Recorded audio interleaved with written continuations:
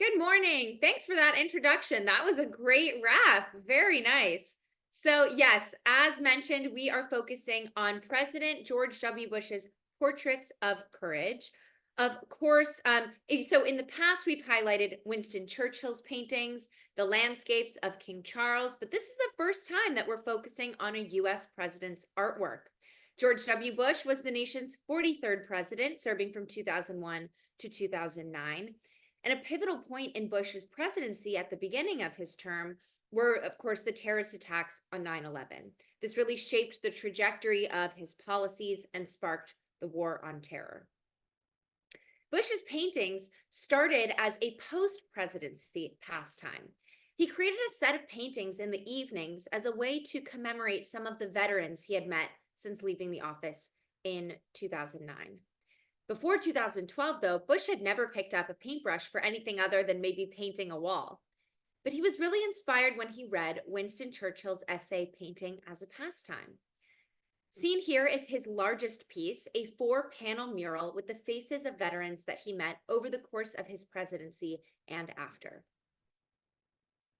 As mentioned, the exhibit that we're highlighting is called Portraits of Courage. It's a vibrant collection of oil paintings and stories by President George W. Bush, honoring the sacrifice and courage of America's military veterans, and also highlighting the work of the Bush Institute's veteran and military families.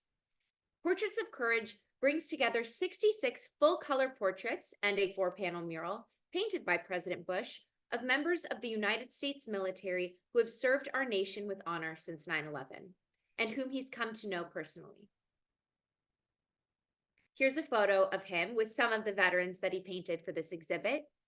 The Bush Institute's veteran and military families work helps post 9/11 veterans and their families make a successful transition to civilian life and addresses issues of veteran wellness, including post-traumatic stress and traumatic brain injury.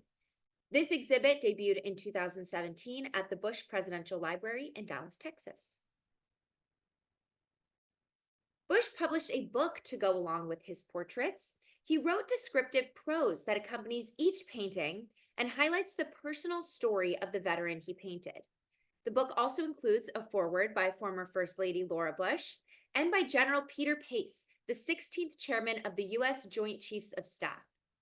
Bush donated his share of the proceeds from the book to the nonprofit George W. Bush Presidential Center. Most of the paintings are closely cropped portraits that I hope give viewers a sense of the remarkable character of these men and women, Bush writes in the exhibit's companion book. Quote, I wanted to show their determination to recover, lack of self-pity, and desire to continue to serve in new ways as civilians.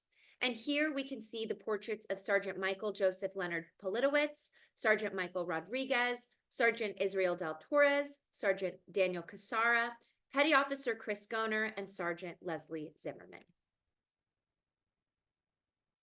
Here, Bush highlights 2 veterans who lost their legs in service, Sergeant William Ganem and Lieutenant Melissa Stockwell.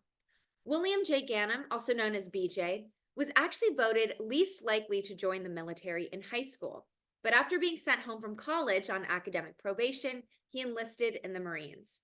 He served 4 years on active duty and then re-enlisted with the Marine Corps Ready Reserves.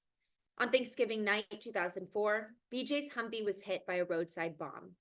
Among his injuries, both of his legs were badly damaged, and his left leg was eventually amputated. He now serves as an accredited veteran service officer, helping combat veterans with the transition to civilian life. On the right, a first lieutenant, Melissa Stockwell, was the first female soldier to lose a limb in the Iraq War.